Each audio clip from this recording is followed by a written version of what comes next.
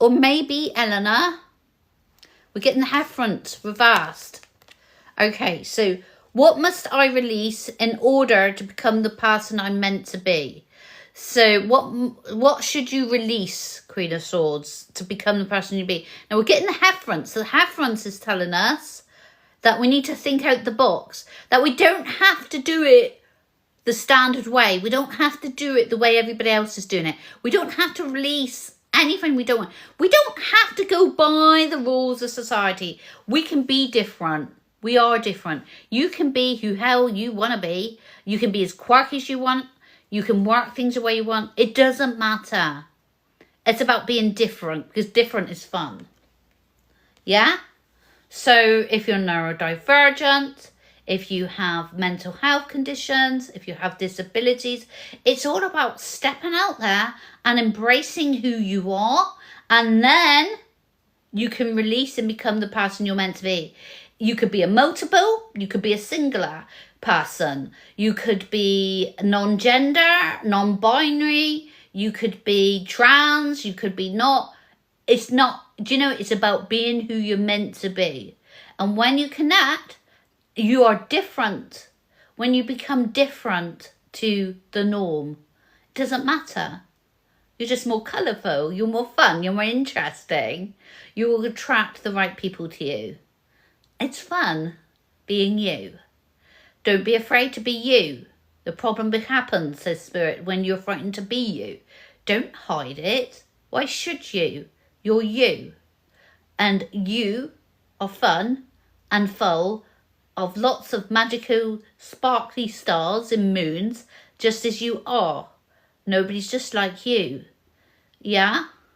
Queen of Swords, I just want to be me again. You need to start finding your pieces. Start picking up your pieces, the shattered glass, and putting them back together. Finding you is like finding shattered glass. Once you find the shattered glass pieces, start gluing them back together, Queen of Swords, you start to become whole again. Start by piece, even if it's a little splinter of glass. Does that make sense? Whimsy and strangeness, I like that.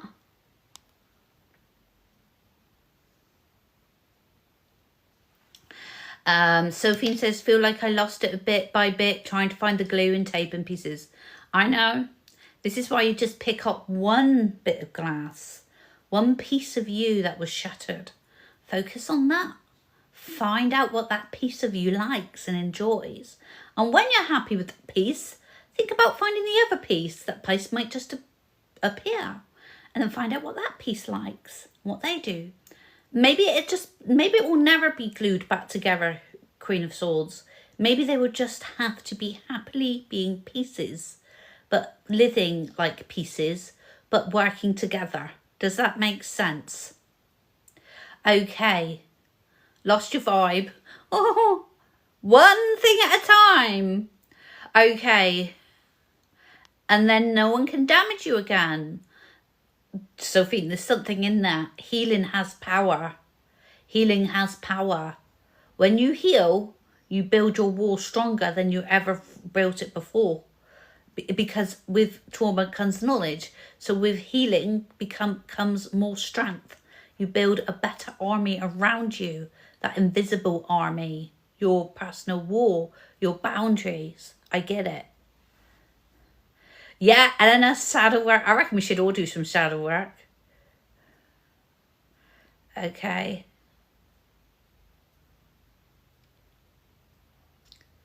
Okay. A lot of emotions on this full moon. A lot of emotions, a lot of shadow work coming out. That happens on a full moon. The emotions are coming to the surface because it means they're meant to be dealt with.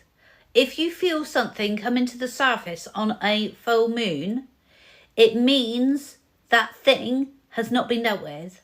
So the moon brings it to the surface. To bring it to your attention, so you do something about it. Oh, Queen of Swords, not all of them, but I guess the man in particular you're thinking about has issues. Lots of healing, yeah. I think the full moon always brings that out in people. things that need to change, things that need to be healed. That's the whole point. That's what the energy is so strong. You might find things are highlighted at this time and you need to pay attention to them. Does this make sense, guys? Does this make sense? And